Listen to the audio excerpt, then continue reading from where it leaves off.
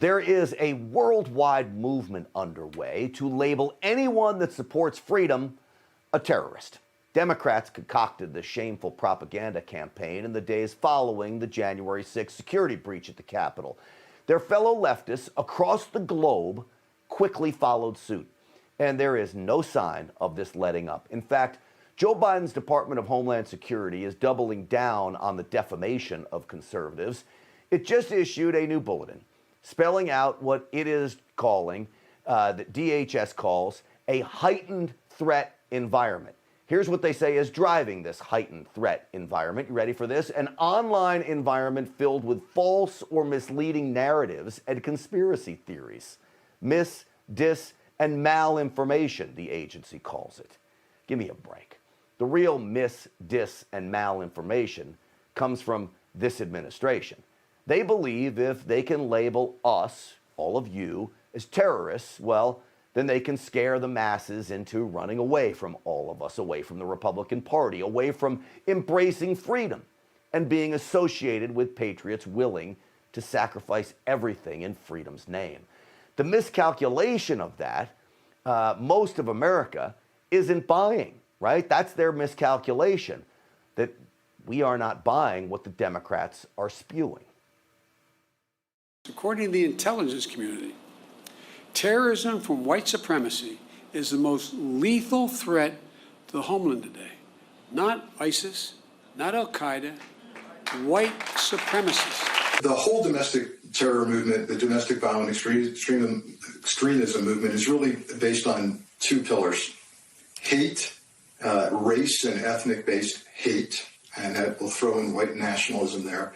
And then the big lie. Domestic terrorism might be too narrowly defined of a topic. Just taking down the leadership of the Oath Keepers isn't going to stop a broader swath movement of anti-elitism or anti-authority in general. And that's what you're seeing right now with both the trucker convoy, anti-vax protests, not just here, but in Europe as well. All of that is lies. So in a coordinated effort, the globalists run with the American media's torch of hate. They're the ones that are hateful. They're the ones pushing racial divide. Look at what they're doing to truckers in Canada that are still parked on Parliament Hill, by the way, going on a few weeks now, demanding that the mandates in that country be dropped. These freedom fighters, these international heroes, are also falsely being dubbed terrorists by everyone on the left.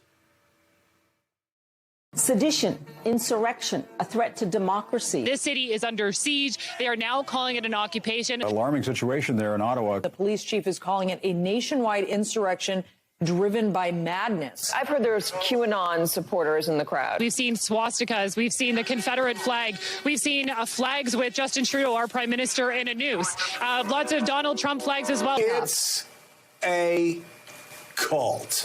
Yes, it is. We've heard it called a nationwide insurrection. A threat to democracy, an insurrection, sedition. These people are so devious. They are treating this protest in Canada, this free assembly of the people, as you guessed it, you heard them, a siege, an insurrection. You know what they're doing? They're arresting grandpas for honking horns, confiscating fuel. But one listen to these truckers and it becomes clear. See, the problem is the media doesn't listen to them. These aren't criminals, and they certainly aren't terrorists.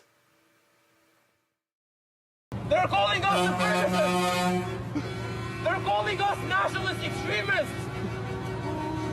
Myself, I'm Arab, I'm Muslim. Do you find that a problem? No! No problem! No problem? Then Trudeau!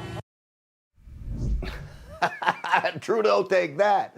So here's the real deal. If salty language makes you a terrorist, then guess what? Guilty is charged right here too, because here's the real deal. Police have reported few, if any, incidents of violence at all. These so-called insurrectionists in Canada are guilty of nothing more than honking their horns. But that has mostly stopped too, thanks to a judge's order. And guess what? Yes, those same insurrectionists are obeying the judge's order.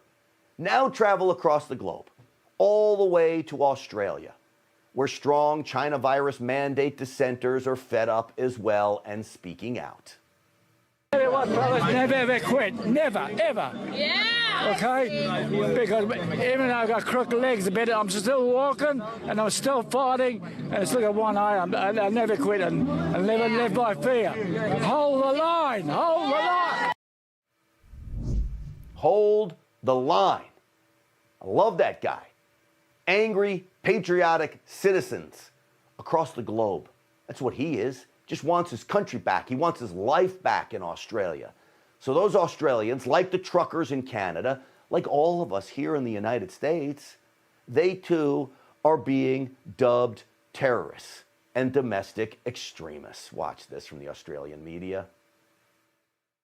The scenes over the weekend in which violent protesters turned out across Australia's major cities. There is a network of hard-right man-baby Nazis. Amazing to me how many neo-Nazis apparently own CFMEU hoodies. A rampaging mob swarmed Melbourne's Sacred War Memorial. Look, they're passionate. They've had That's a not rough passion, time. Paul. They That's say not with the passion. state That's the government act shutting of cowardice. down.